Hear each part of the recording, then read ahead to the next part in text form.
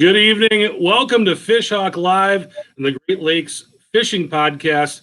Joining us tonight is Captain Marc Kulak from King's Landing Sport Fishing. Captain Marc, thanks for joining the show. Thank you for having me. Awesome. You are a guy out of the Toronto area. Tell us a little bit about yourself and your charter.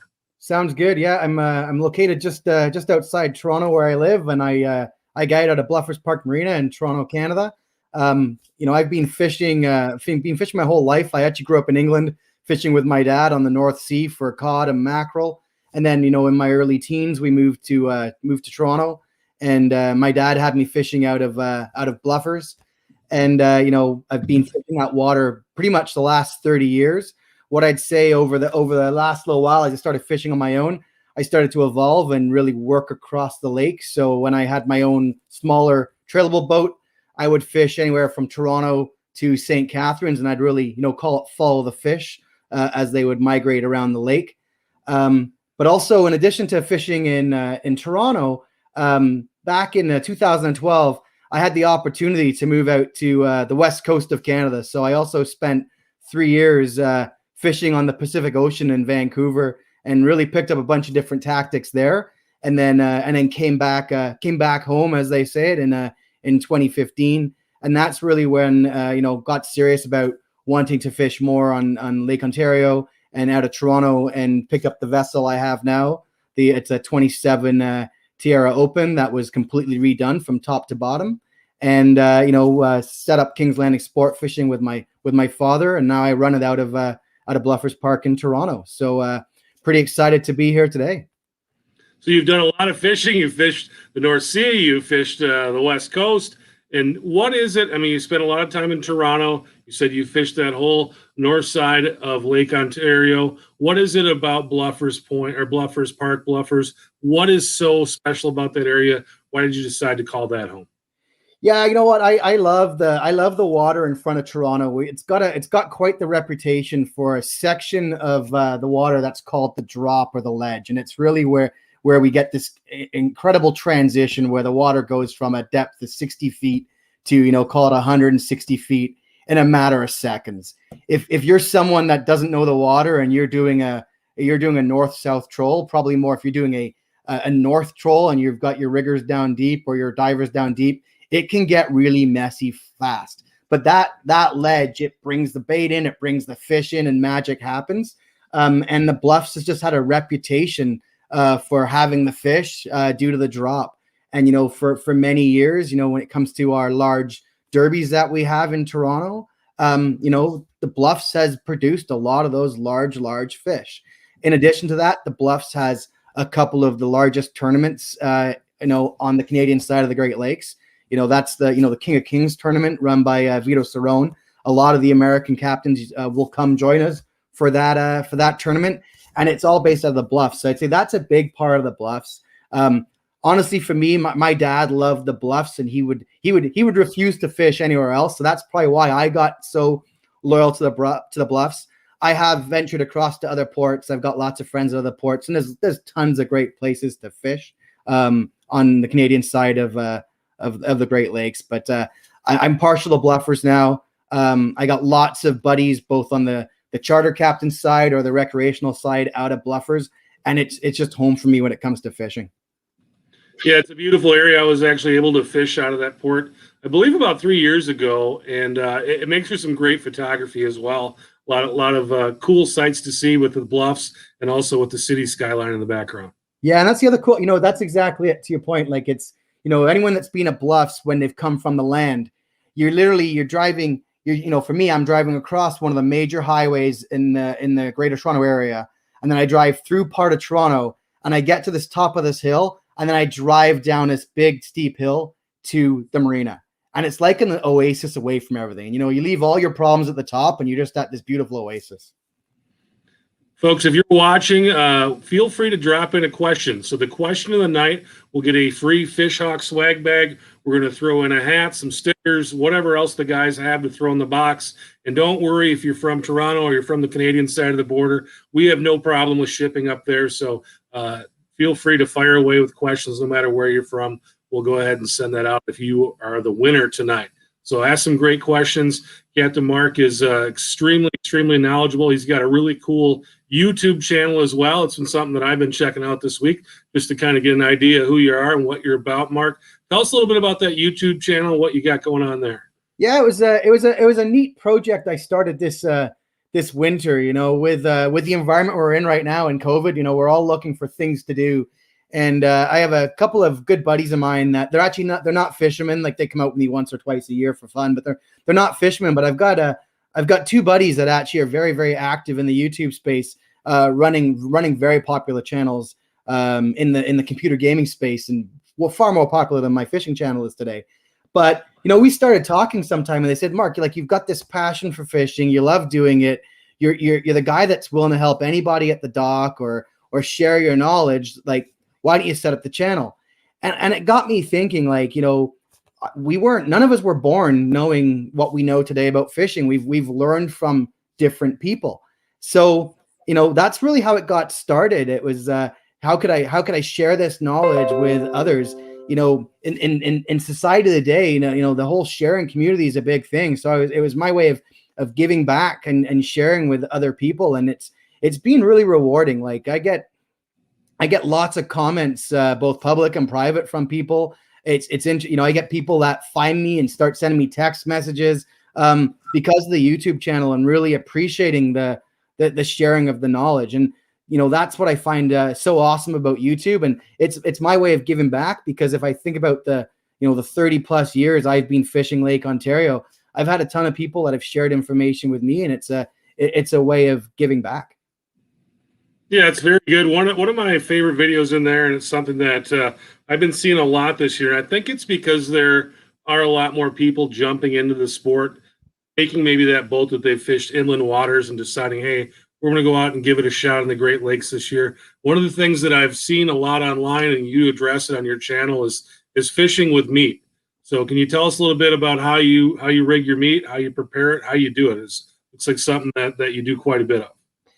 Absolutely. Yeah, no, I'd say, myself and, a lot of people that fish out of the Toronto area, we're big meat fishermen. I'll start by saying, I'll actually start without meat first and say, from a spoon perspective, for me, like, I'll probably run spoons, early June into, early part of July will be a predominantly spoon program. And then once that middle of July comes, I really start putting a lot of meat in the program. I still have some spoons out there, on some of my junk lines on my lead cores, but I really do flip into the meat. So for me, a couple of things, I'll really run, when it comes to meat strips, I'll run two types of fish. I'm either running herring that I get from the West Coast. A friend of mine, Mike from Underdog, he brings it in, and I get it from Mike. Or I won't be afraid to use an old-fashioned sabiki rig and try and jig up some alewives. And, I'll strip those alewives. I don't buy my own strips. I strip the fish myself. And, I've shared some videos on how to do that. But then, I brine those strips. You've probably seen the background here. I got a whole bunch of the Potskis fire brine. I like to brine my meat strips in the Potskis. And then for me, it's a couple of different ways I run the meat. I run a combination of, whether it be the clean rigs, where I've got that meat strip with no Twinkie flies. I mentioned earlier, like, I fished in Vancouver a bunch for 3 years, and out there, while you don't see too much strip bait use, you see people that use whole anchovy in an anchovy head, similar to this fake one here, but a real one. But what you'll find what I found when I fished out west, is all of the rigs, they'd be clean or naked, no Twinkie flies. So I'll often find that when the fish feel a bit more spooky later in the day, I'm running that rig super clean, longer leader, 7-8 feet leader, because I want them focusing on just that meat rig, that strip. But what I find in the morning, especially when the fish are feeding and really aggressive, or around the major or the minor bite time, that's where I'll start to run. If I grab a rig here, that's where I'll be running. I'll be running a kingfisher, larger paddle, but I'll have the Twinkie flies on there with a bait head. And my bait head of choice, I'm a big fan of the new hot fish head from Hot Fish Lures in Owen Sound, Ontario. Canadian guy. It's a fantastic head that, straight out of the box, just slide your meat strip in and go. No need for tuning. And it's a fantastic, really, really easy head to use, whether you're a beginner or someone very, very seasoned. But I'm a huge fan of running meat strips. So it sounds like that's an easy way to get started. We got a couple questions coming in. I'm going to answer this first one. It's from Matthew Davis. He's asking a fish hawk question. Can you use an X4D on an X4 transducer? Can I just change out the head units? Matthew, you can change out the head units. The deucer will work, but you will need a different probe. So the X4D probe is different from the X4 probe. So the transducer, if you've already got that in there, you can leave that, but the rest of it, you're going to have to change out the head and the probe if you want to go that way. But Captain John Pollock joined us last week, and he's from the Sturgeon Bay, Wisconsin area. He asked the first question of the night, and I love this question. He wants to know, do Canadians believe in the banana superstition? That's a good one. I think the answer is yes, but it depends who you are. So I was definitely one for the no bananas, and when I lived out west, like the captain I learned to fish out west with, and a lot of the different tactics, he was dead against it. And then last year, I always tell my customers, like, hey, no bananas, and it's a bit of a joke or a gimmick we laugh about. And there was one trip with a set of guys that have actually become my regulars. Like, I think they booked 4 trips with me last year, and this was on their first trip. And I've never said anything. I forgot. And then literally we went out. I think we hit a back-to-back double. It was 2 brothers and one of their girlfriends. So 3 of them on the boat. The 2 guys were fishing. We hit a double, got those in, hit another double, got those in. And one of the brothers, man, was like, I'm so tired. I need a drink and I need something to eat. He grabs a bottle of water and pulls out a banana. And I was like, okay, bust. It didn't seem to affect that trip, right? No, not at all. Just want to thank everybody watching us on YouTube as well tonight. We're live on YouTube for the first time for Fish Hawk Live, so on Facebook and YouTube this evening. Mike Bowers, question from Facebook here, says, as a novice fisherman, where would you recommend to go for information to learn to fish the Great Lakes? Books, videos, charters, classes, etc. What would be the best approach in your opinion? I think it depends on where you are. Like, from a books perspective, there's the Keating on Kings books. While I'm in Canada, American gentleman, but it's a great book. I know there's a series of different online courses that some people offer, but I tell you, and you mentioned it earlier, there is just so much knowledge now on YouTube. Like, I'm just one guy that has a channel. I know there's Russell, he's got his channel. There's just so many great channels out there. If you're willing to invest the time, it's a great way to learn. The other tip I recommend, and I was doing a seminar like this a few months ago with a bunch of captains from the Ontario Guides Association that I'm a member of. And one of the recommendations I do say is, and even how I learned when I moved out west, because the fishery was different, I booked a couple of charters with a captain and explained, hey, I've got my own boat. I'm new to the area. I'd love to learn. Are you game for taking me out, knowing that I want to learn and I want to eventually do this on my own boat? And this captain was totally cool with it. So that's another really good way to learn, and a really good way to grow your network is to, reach out to a couple of captains and, book some trips with them, and, you'll learn a ton. Let's talk trips right now, Mark. Obviously, things in Ontario are a little bit different than they were, say, 10, 11 months ago. You guys are in a real serious lockdown right now. And tell me a little bit about what's going on right now up in Ontario in your neck of the woods when it comes to getting out on the water and actually doing some fishing. Yeah, unfortunately, we are in a third wave of COVID right now, and we're in a province stay-at-home order. So it's definitely putting a damper on, call it the charter industry right now, as we're unable to operate at the current time. For myself in Toronto, our season typically starts, late May, early June at the earliest. So I'd say it's not terrible for myself personally yet, being that I run out of Toronto.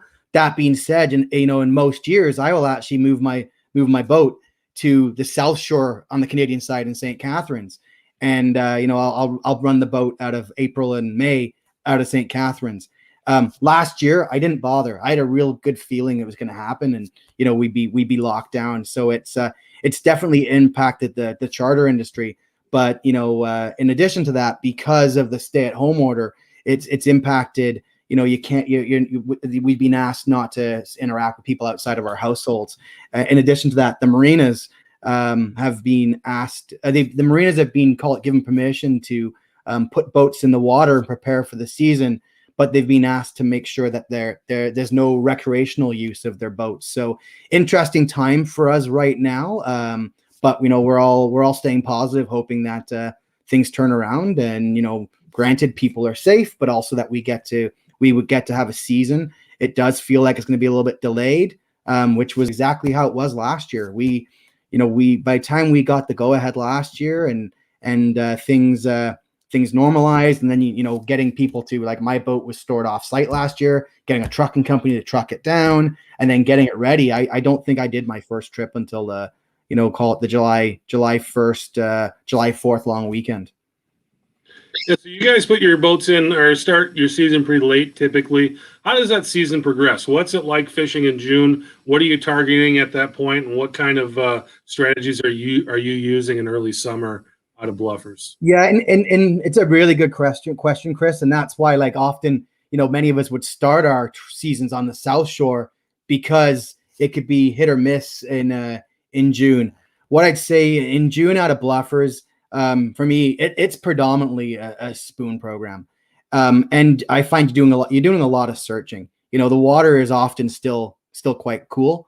I remember Junes where you've been out and it's been like 44 degrees on the surface, and you're 40 at best down 40 feet. So it's quite cool, and the warmer water still on the South Shore. So what I find is you're covering a lot of water. It's really, I call it recon a lot of June. That being said, if I think about last year or even the year before, what I found the last couple of years in June, at bluffers, bluffers is quite popular for everyone wanting to troll east-west, and is trolling with the land. What I find is nice about June, the boat traffic is much quieter or much lesser. And what I find I do in June, as I'm doing a lot of that searching, is I troll south. So I'll start my trolling around 100 feet of water, drop my kicker, and I'll troll south, and start to really pluck away at where I start to pick up fish, and then I'll focus on that area. But again, it's a spoon program. Typically if I'm running a trip, I'm going to have, for my boat, I usually do 4-5 people max. So on the Canadian side, we're allowed to run 2 rods per angler. So I'll have an 8 or 10 rod spread. I'm covering lots of water, running spoons, really trying to locate the fish.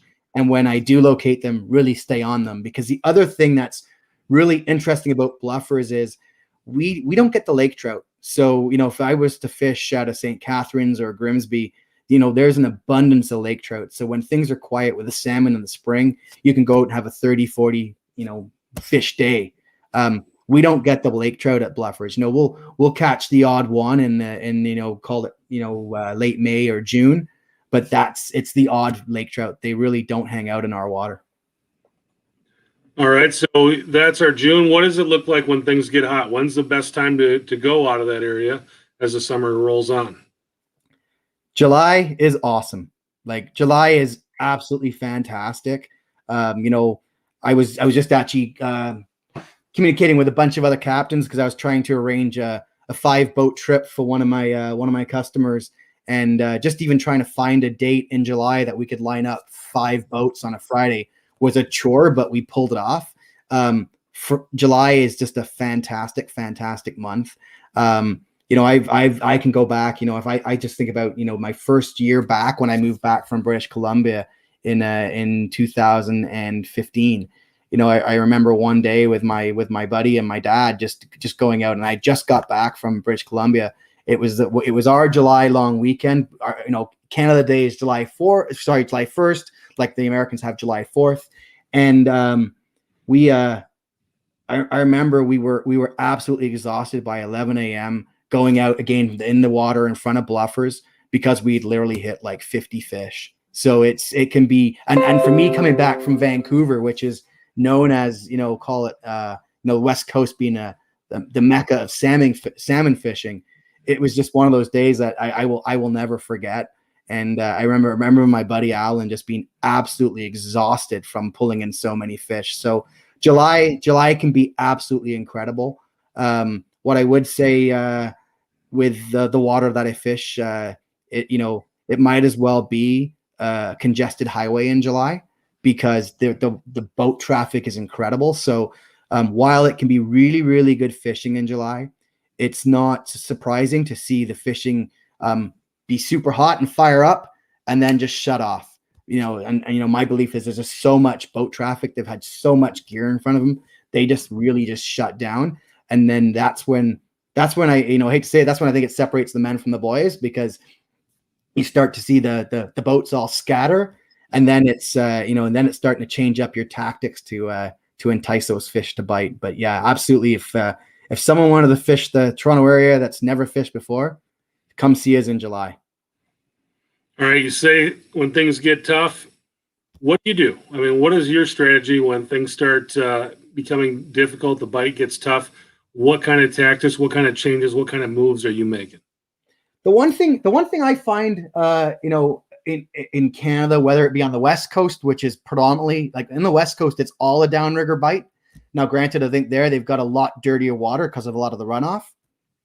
But on Lake Ontario and in Toronto especially, well, no, on the Canadian side, we still use a lot of downriggers. And you find a lot of boats that are recreational anglers, one or two guys. Their spread will be 2 downriggers and maybe 2 divers.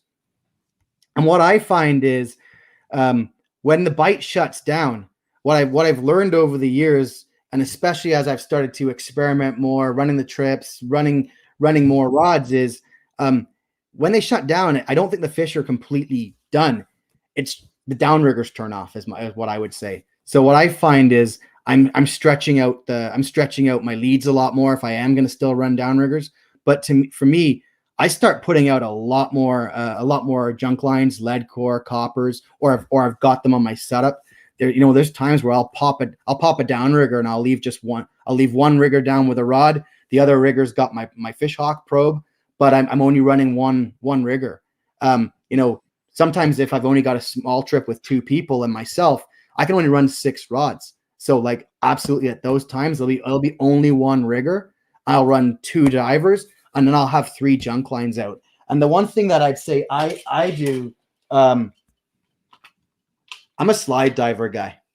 Like I think that makes a huge difference when those fish shut down, because I can put my bait as far as I want behind the diver or as close as I want to the diver. So that, I think that makes a difference. But I've noticed, when those fish shut down, my weighted steels, my lead cores, my slide divers stretch back.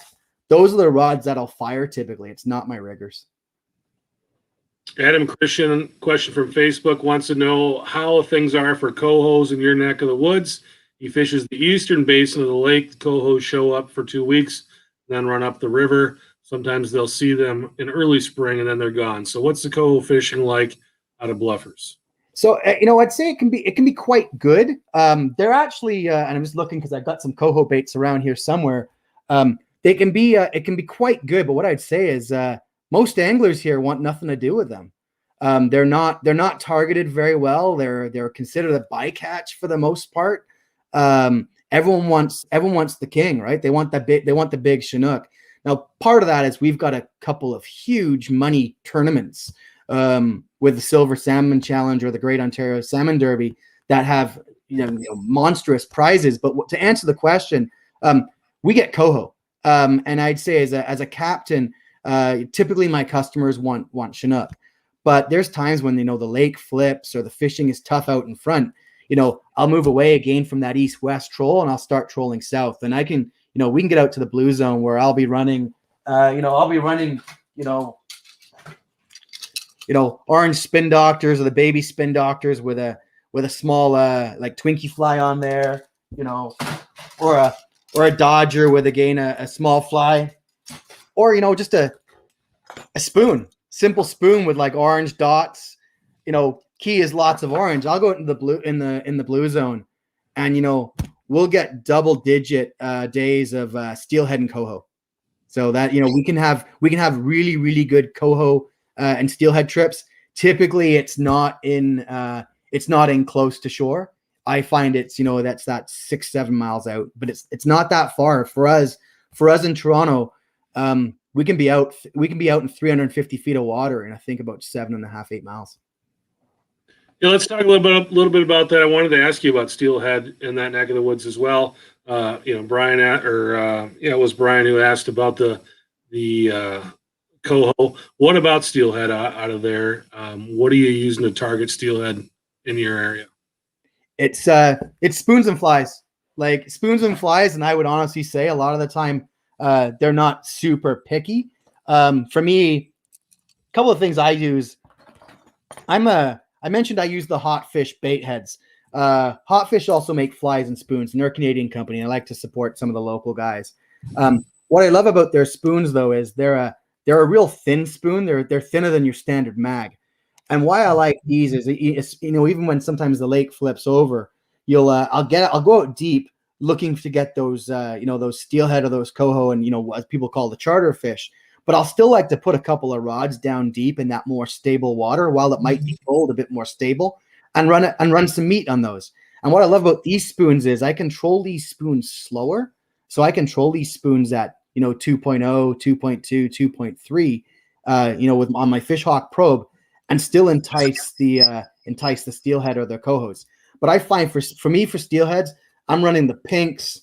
I'm running this is a Wonder Bread with a UV and a glow. I'm running the orange, and those are mag size. I'll also use some of the smaller spoons. So this is probably one of my favorite steelhead spoons I have. It's a Stinger mixed veggies, but I brought a couple out here just to show they get absolutely mangled. There's no paint left on these from the steelheads. It works really, really well for me. So I'm finding it's a lot of the oranges, the pinks, and some of the multicolor I find is what I use a lot for the steelhead. Don't get me wrong, I've got a spoon here. This is a Hot Fish. I don't know what he calls it, but it's green chartreuse with a glow ladder. This has taken probably 100 steelhead. This is mangled, but I find it's all spoons when I'm fishing for steelhead. Don't even need to worry about definitely not meat and even flies while they work. Spoons are just so easy, and the steelhead are just happy to play. I saw a lot of single hooks on those spoons that you were showing off, Mark, and that leads us into Brian Richardson's question. He says he's getting back into salmon and trout fishing on the big lake. Question is, when pulling spoons, do you like single or treble hook, and why? Okay, so I'm glad that question came up. So I'm going to start by saying I used to be, right from a kid when I was fishing in England with my dad, I was a treble hook guy. That's all I ever knew. And then in 2012, when I moved out west, I met a captain, Jason Tonelli, out there that runs. He owns a tackle shop, and he runs, I think it's 4 or 5 charter boats. And he introduced me to singles. And out west, the regs are really tight. So barbless hooks, number of points. There's a lot of different regs, and they ran singles. So I'd fish out there with singles because I had to. And then I'd come home and visit my family a couple of times a year. And of course, I made sure I came home during salmon season. So I'd go fish with my dad, and I'd bring gear home. And we'd use my gear, and we'd catch fish, and we'd land the fish. And I started noticing we were losing fish with the trebles. So my dad was like, no, trebles are better. Trebles are better. He'll laugh if he's watching this because he'll remember this conversation. So when I moved back, the first year I came back, it was kind of almost a bit of a fun competition with my dad and I. He had his Lake Ontario tackle, and I had all my stuff from out west. And so what I did was I took all the barbless hooks off because I didn't want to give myself too hard of a time. But I put on all new singles with barbs. And my dad and I kind of monitored it for the whole season. And at the end of the season, we realized that we were having far better hookup ratios with the singles. And we were landing the fish. So that's how I got into singles. So you notice, you're absolutely right. All of my spoons have got singles. I think if I look around, I've probably got 1 or 2 with trebles. And those are probably just hooks. Those are probably spoons I bought mid-season and never really had time to change and just threw them in the water. In addition to that, though, Chris, and I'm just trying to find my, here's a meat rig. My meat rigs are all singles as well. You barely will find a treble hook on my boat. And I remember a couple of years ago being at the Lotsa show in Niagara and having a conversation with Pete Alex, and he was just telling me how he had recently started to convert a lot of his meat rigs over to the singles. I find it works. I got a buddy of mine that calls my single rigs the jaws of death when it comes to meat rigs, because you get one hook under the chin, one in the mouth, and the fish isn't going anywhere. The only downside is you're retying the rigs a lot. Like when I run two singles on a meat rig and I'm trying to get those hooks out of the fish's mouth, I'm often snapping off one of the hooks, and now that rig's garbage. So that's the only downside with it on the meat rigs, I'd say. Yeah, but easier than pulling trebles out of nets and those kind of messes as well. Absolutely. So we got another question here. This one's from YouTube, and he asks, he knows you're a big Shimano guy. Why do you prefer the stream sides over the Toloras? You know what? For me, I started using the stream sides. One of my buddies had them on his boat, and they were a great rod. I think the price point for the stream sides is really good. They have a fulsome lineup. I like the action, and actually one of the things while I use Shimano for my reels, I'm a big Dakota fan. All my reels are 600, 700, or 800 Dakotas. I actually was never really a big Tolora rod fan. I just really wasn't a fan of the action of the rods, especially on the diver. And the other thing is, there's a number of people have said this with the Tolora, and I hate to say this, but with the Toloras, they're lead core copper rod. I'm not sure about the new ones, but I personally found the older ones, the guides did not hold up very well to weighted steel, and I'm a huge weighted steel fan, so that's another reason. Let's unpack that a little bit, Mark. Why do you like weighted steel over something like a copper or a lead core? So I'll say I'm a big fan of lead core still. I do run a lot of lead core. But when it comes to call it that thicker copper or weighted steel, I converted to. I'd say I started using weighted steel probably 4 or 5 years ago with 1 or 2 rods because I had a bunch of coppers. But plain and simple, it's just a lot easier to work with. The bird's nesting of copper, and it's so soft. I find the weighted steel, it's just bulletproof. I don't have any issues with it kinking. I can start a weighted steel rod, letting it out, and hand it to a customer that's never fished before and say, "Hold this." I would never in a million years do that with a copper. So that's one of the reasons why I've flipped. I like the weighted steel. It works. It catches fish, and I find I have to replace it far less than I have to replace copper. We've got about 15, 20 minutes left in the show here. So if someone has some more questions, put them in there. And again, the question of the evening is going to win a Fish Hawk swag package with a hat and some stickers and probably a couple other fun items that the guys will throw in there for you. So go ahead and drop those questions in if you have them. Let's get to a question here. Another one from Facebook. It's Ryan Bombach. He says, how is fishing the drop different from other ports on the North Shore or other parts of Lake Ontario, U.S. side, due to the shear drop and the way the currents are created and move into that area? Yeah, so I start by saying I haven't fished much on the American side, so I can't comment about the American side of Lake Ontario. I find that yes, there's definitely currents. There's definitely currents on the drop, but it brings the fish in, and you deal with the currents. Where I'd say there's a lot of current is while I'm at Bluffers, the drop runs call all the way in front of Toronto, so it also runs in front of Toronto Islands, and that right where the Toronto Islands are, you've also, if you look kind of right across to the the lake, you've got the Niagara River. So you do get some current that, actually comes all the way across the lake. So that's where I do find currents can get a little bit haywire is, in front of the Toronto Islands. For me, I'm watching my lines. Like I'm a firm believer, and this is something I used to be so important and got drilled into me when I was out west, where there was just a ton of current. If my lines aren't trolling nice and square behind the boat, I'm not happy. So if my lines are crabbing, that's where I'm looking to adjust my setup, because I'm a firm believer of if my lines aren't running true and square, my baits aren't working properly. All right, here's one I think I'll have probably a quick answer from you. How is the brown trout fishing from the bluffs? I'd say it's, for me, I'd say it's almost non-existent. And the reason I say that is, the water in the bluffs, it's barely fished in the spring, when a lot of the time people are focusing on brown trout. I'll tell you, my goal this spring was to actually get the boat in really early, and try to do a lot more exploring, working for brown trout, in the spring. But unfortunately, we're in lockdown right now. I can't do that.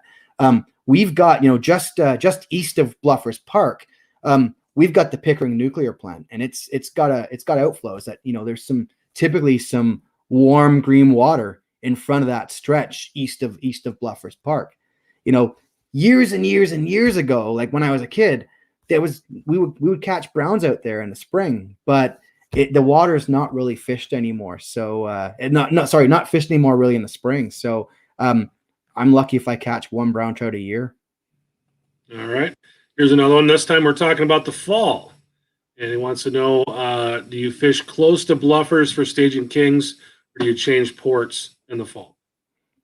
So the short answer is it depends. We don't have a natural call it river by bluffers. We've got a great pen project that's run by Chris and the Metro East Anglers program. So great pen project. But with that, we find our fish actually come back quite late, and they're not there, and then the next minute they're jumping in the marina underneath my boat, literally where I'm docked. What I'd say though is east of the bluffers again. Like Bluffers is a great port because there's a lot of water we can cover. East of us, there's the Rouge River and Duffins Creek and Highland Creek. So there's definitely some natural runs there.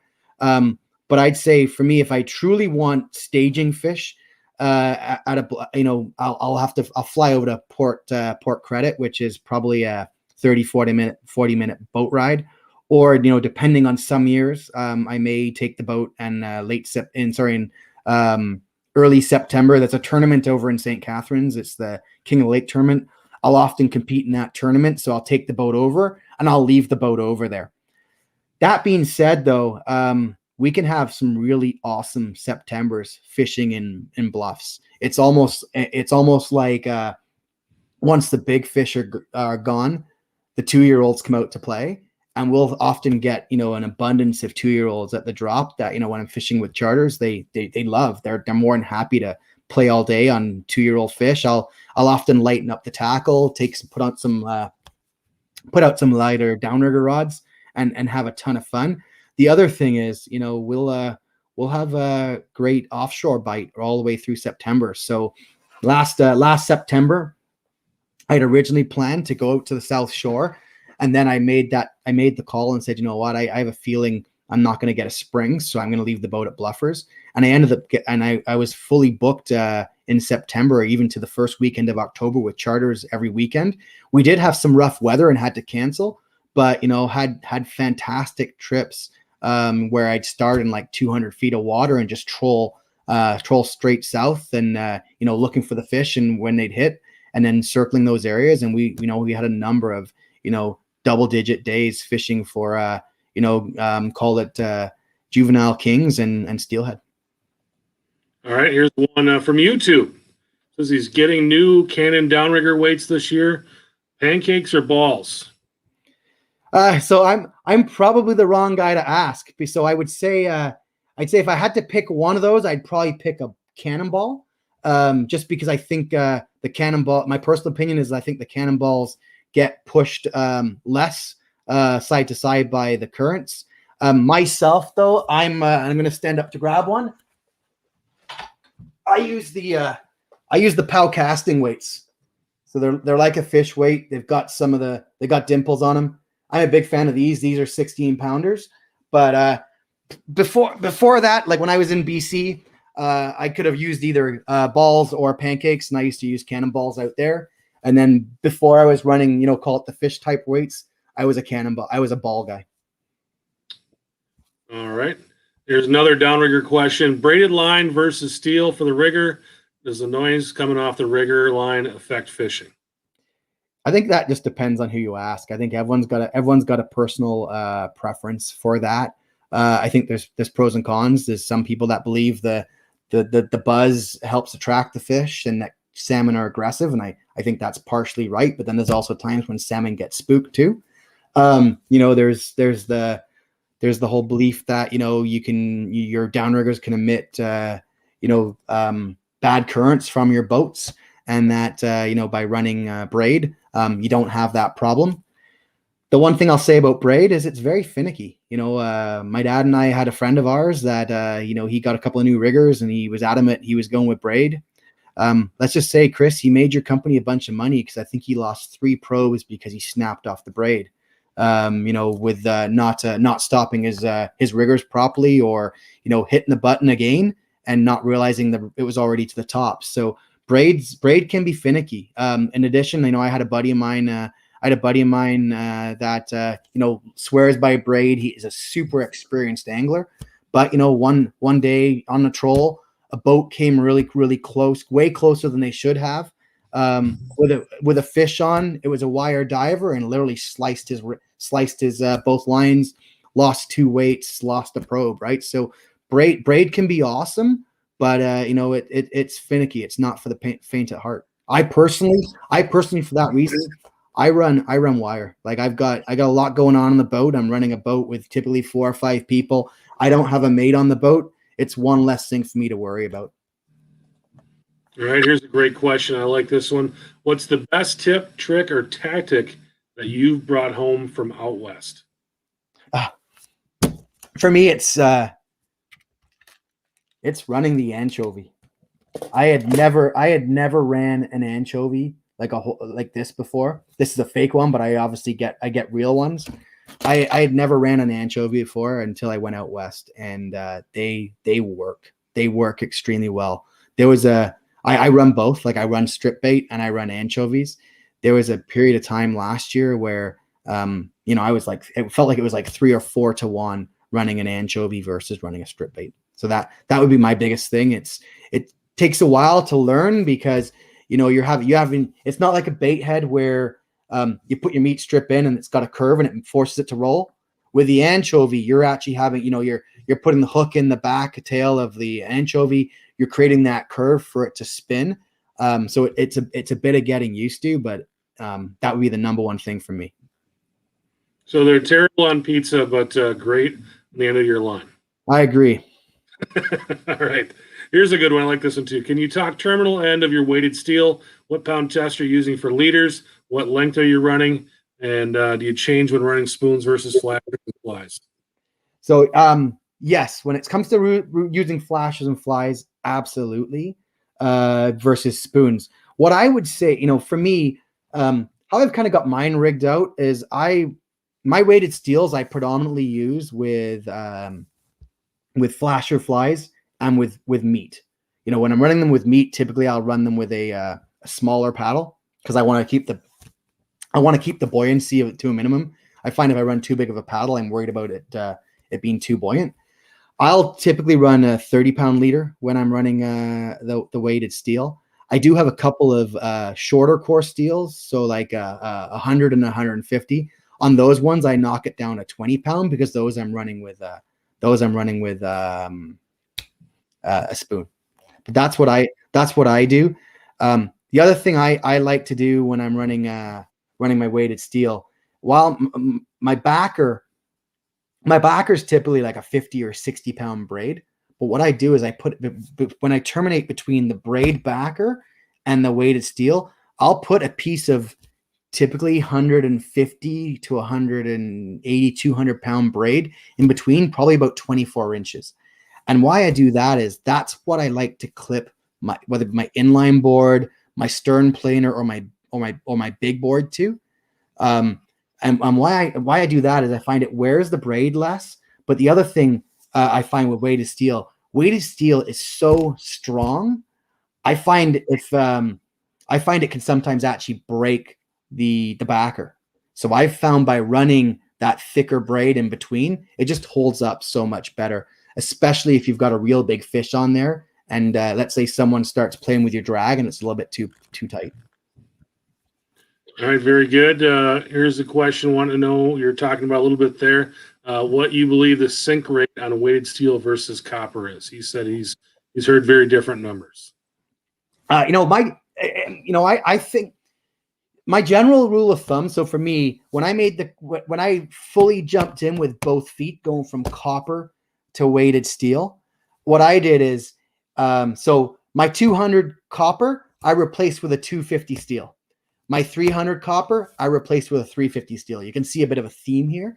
So I find myself, I'm in that kind of like that 20 to 22 feet per 100 range. Whereas I found copper was more in like that 25 range myself. So I've just bumped it up an extra 50 feet. It might now, those rods might run a few feet deeper now, but I've had tons of success with what I've done there. So I stick with it. I'm a process guy. So like I like to have things very similar, follow a process. So that's how I made the transition from weighted steel to from copper to weighted steel. Mark, when people think about your area, I think they think a lot about big kings.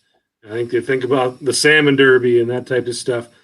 How does your strategy change when it comes from maybe we're going to go out and try to catch some fish and get some excitement and let the clients have a good time to we're going after derby fish? What does that derby fish strategy look like?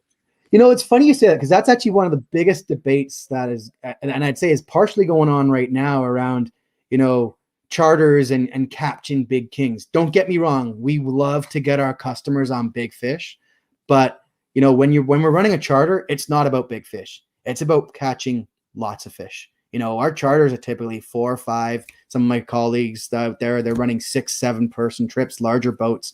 We need to get lots of numbers. So, we're often not looking for those big kings. We're looking for numbers. We're running large spreads. We want kings, coho, a steelhead. We're happy because we want to see smiles on faces of people catching fish. So it's a big debate right now with all the big derbies, like, oh, do the charters win them all? And it's actually, if you go back and look at the history, typically the charters don't, because we're trying to find lots of fish. To answer your question though, when it comes to the big fish, I find when I'm looking for big fish, I'm slowing the troll down. I'm not running spoons typically. That's when I've gone to I'm going to predominantly a meat program. It's a slower troll meat program. Often that's where I'm running. It's later season. I'm running more shallower water, and I'm happy to not get lots of bites. I'm looking for that big bite. Like that's the biggest difference I find. It's and sometimes then it's actually less is more. Like it's I'm not running lots of rods. I'm running less rods. I'm trying to keep the noise and the distraction out of the water. There's been a number of times, whether it be on my boat or some of my buddies' boats, catching derby fish when literally we're packing up for a trip and we're down to our 1 or 2 rods, and next thing you know, it rips off. Or I think back and on our boat, it was probably, I think it was 3 years ago. I was working at my day job, and I'd been fishing for like 5 days prior straight with my dad, and we'd been running some trips and stuff. And my dad was meant to go to work, and he owned his own business. He's now retired. He was like, "Screw this, I'm going fishing." He got out at like 8:30 in the morning, threw out a couple of rods, and there comes his derby fish. But he was only running 2 rods on his own. So to me, it's a slower. I find it's a slower meat troll. Less is more kind of approach for big fish. Well, speaking of speed, here's a question. Wants to know what your typical trolling speed at the ball is on your probe for running salmon spoons. So that's an interesting question. Earlier, I run a very thin spoon. I wish I could show you that how thin and light these spoons are. Like, they're like these spoons are similar to like a Stingray on thickness, and they're really light. So for me, I'll run those like I do with meat, running 1.9 to 2.0, 2.1, 2.2. Like that's my range. If I'm running and I don't, I might have one here. I got a carbon 14 typical regular mag here. This spoon I'll be running, a heavier spoon, I'd run that at 2.5, 2.7. But if I try and run those lightweight spoons at that speed, they'll just spin. But I like to mix things up. I like to have the buffet out there, so I'm running the lighter spoon so it doesn't screw around with my meat program. And then when it comes to flies, I can just shorten the leader because of the speed I'm running. Things up. There's another thing that you like to do, and you wanted to talk a little bit about it. So, custom painting. Tell me a little bit about your custom paint work that you're doing on your own stuff. Yeah, you know what? It's I'm not an ice fisherman or a hunter, so I'm devoted to salmon fishing, and call it only salmon fishing. It's probably all my wife can take too, is me having the one hobby. So in the off season, I love to paint my own gear.